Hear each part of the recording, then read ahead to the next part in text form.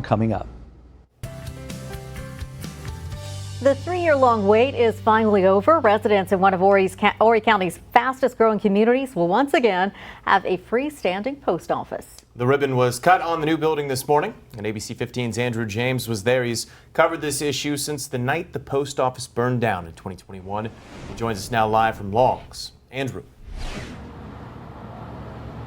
O'Connor, Jen, the past few years for the Longs community, for postal workers and residents, it can be summarized in 2 words, really: patience and perseverance. Today, the key word shared in the ceremony was pride. Pride for this new post office building, really.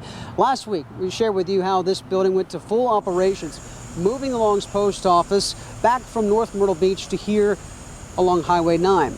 Now, the fire 3 years ago, it gutted the building and launched this area really into a period of uncertainty. There was confusion on whether the post office would re-enter their lease on this land or would they bring a new building at all. All that was answered last summer when ground was broke for this location. Today, there is Congressman thanking Longs residents who never wavered and pressured state and federal officials to restore the post office at this location.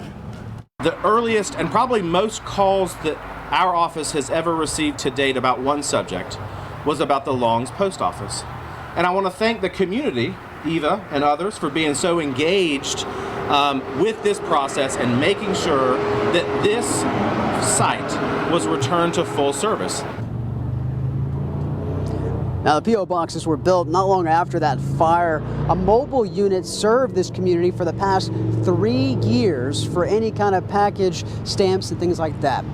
Well, all new at 6, Longs is still growing very much, all up and down Highway 9. I actually spoke to one lifelong resident. Their relative is the namesake for this area.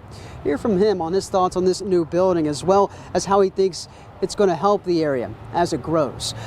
That's still ahead at 6. For now, live in Longs, Andrew James, ABC 15 News.